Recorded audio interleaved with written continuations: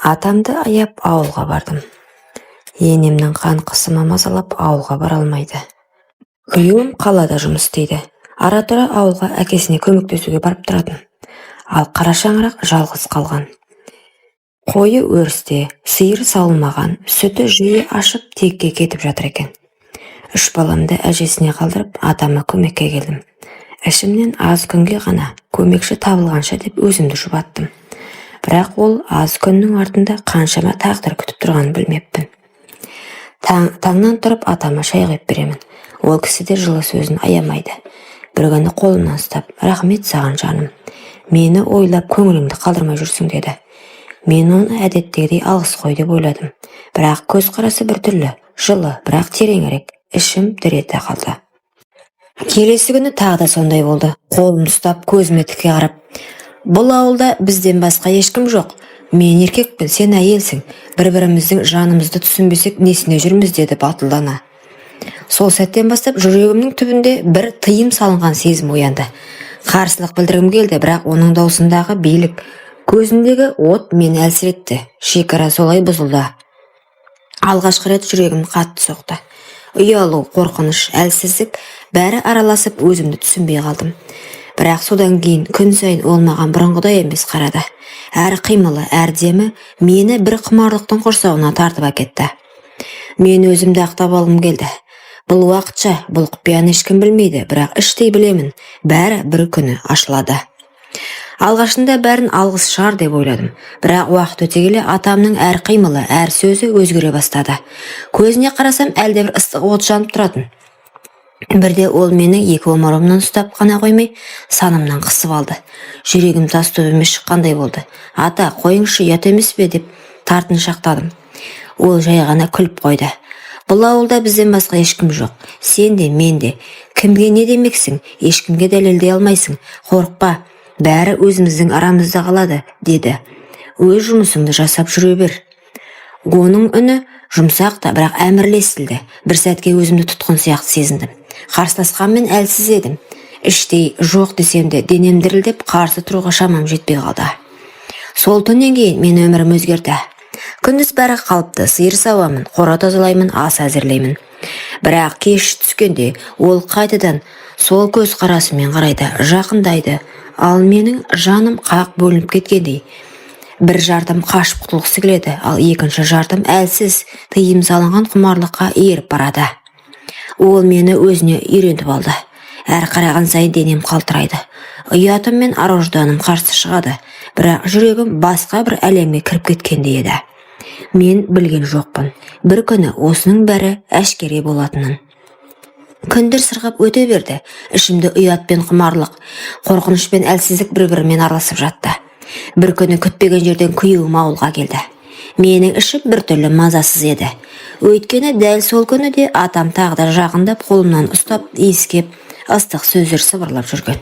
Сол сәтті күйеуім көріп қалды. Бұл не масқара деп айқай салды. Дүнием төңкерілгендей болды. Сен менің әкемді азғырғансың, сенің арсыздығыңа жол болсын деп дүрсе қоя берді. Жүрегім қарсы айырылды. Қанша айқайласам да, қанша шындығымды айтсам да ол сенбеді. Жоқ, тыңдашы, бұл менің кінәм емес. Мені деп жылап тұрдым, бірақ сөзімнің бәрін жел ұшырып әкетті.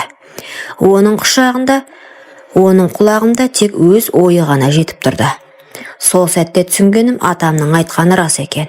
Ешкім сенбейді, ешкім дәлелдей алмайды. Күйеуімнің көзіне қарай алмай қалдым. Ол болса мені емес, әкесін қорғап бақты. Мен амалсыз 3 баламды ертіп, төркініме қайттым. Артымнан талай сөз ілесті. Әкесін азғырған келін, қарабет әйел. Жүрегім қанжыласа да амалым жоқ еді. Күйеуім мені ақтап емес, әкесін аман қалып қалудың жолын іздеді. Ақыры ойға қонымсыз адамға барды. Күйеуім мен емес, әкесін қорғап қалуды ойлады.